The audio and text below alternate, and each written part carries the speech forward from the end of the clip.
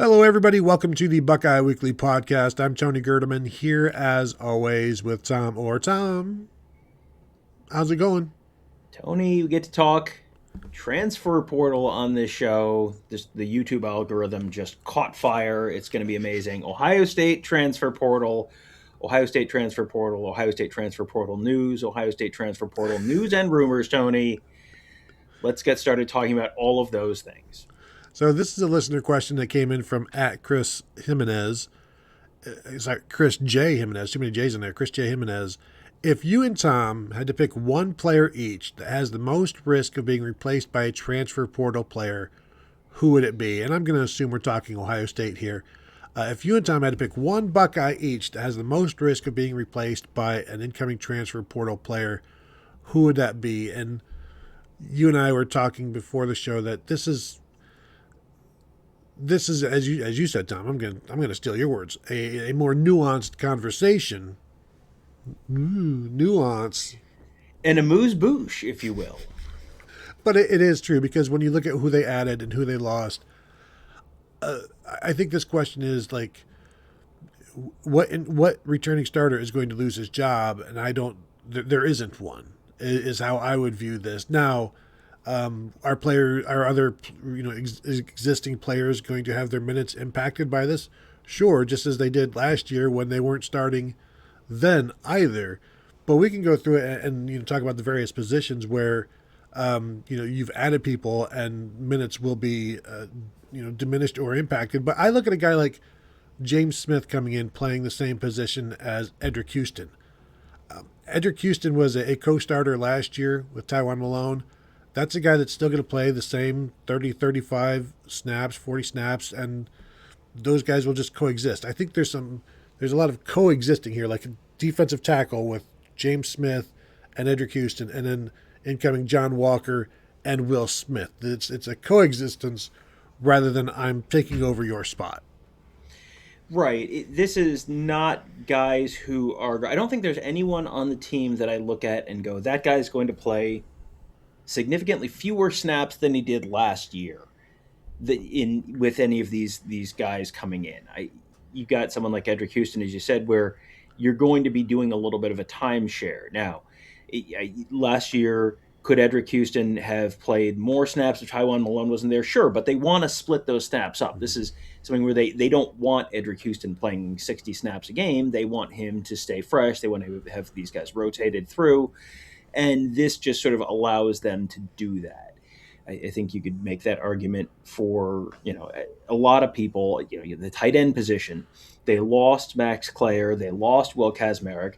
They bring in Hunter Welsing. They bring in Mason Williams. And those guys are sort of replacing those other guys. And you've got, you still have Nate Roberts. You still have Bennett Christian, who are going to be guys who are going to be getting snaps.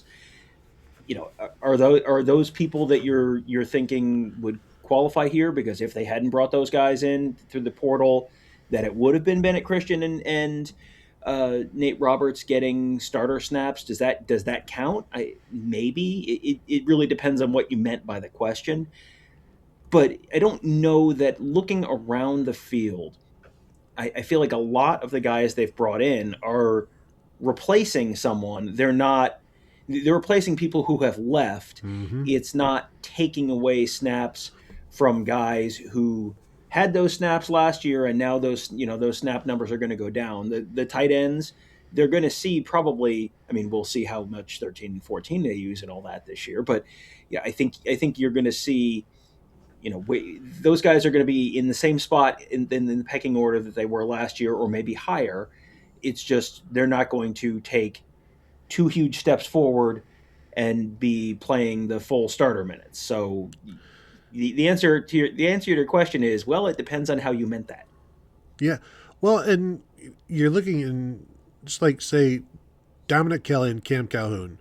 Who are they replacing? Well, one of them is replacing Aaron Scott, and the other is replacing last year's Devin Sanchez. That sort of thing, those spots. And I don't think either one of them necessarily is replacing this year's Devin Sanchez or Jermaine Matthews. So I think you look over, like, could Jacoby Jackson, could he do more than what they got last year. I think he's going to be in that mix as the number 2 with Isaiah West, and we'll see what other people can do.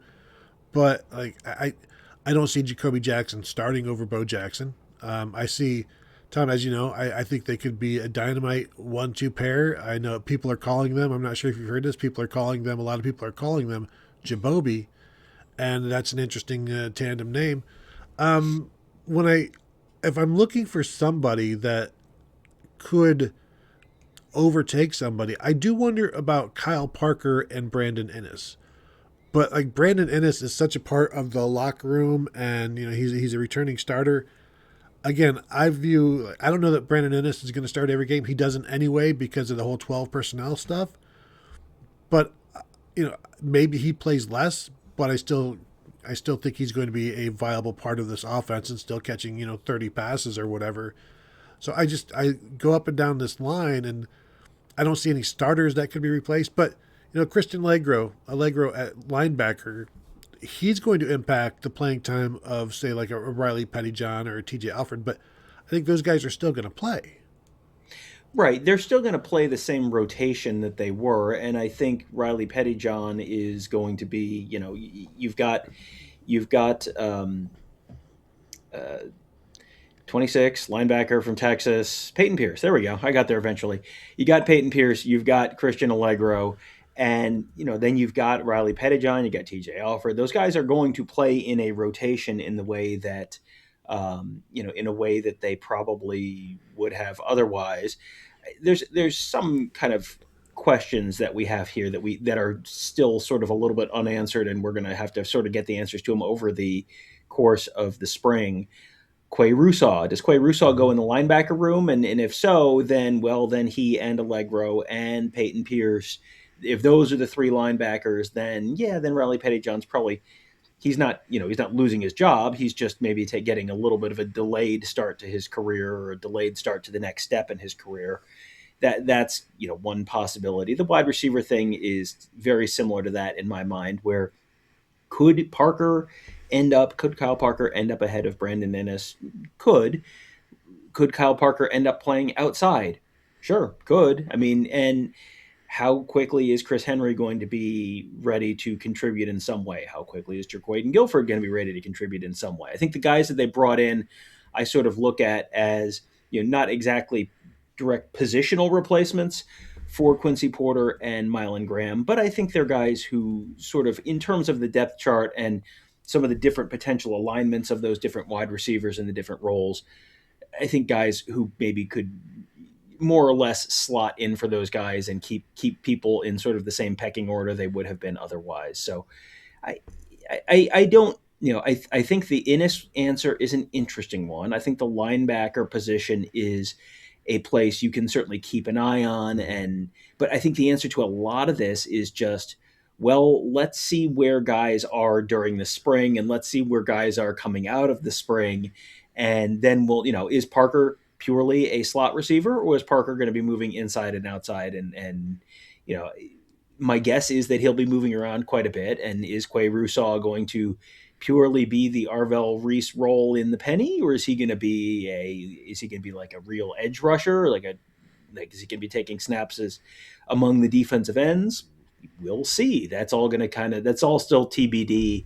But in general, I don't think there's anyone who was a starter last year who is going to suddenly go from 40 snaps a game to 10 snaps a game or something like that. I don't see that happening. No, I'm with you. If you were a starter or a co-starter, I don't know that you're all that impacted by the arrivals.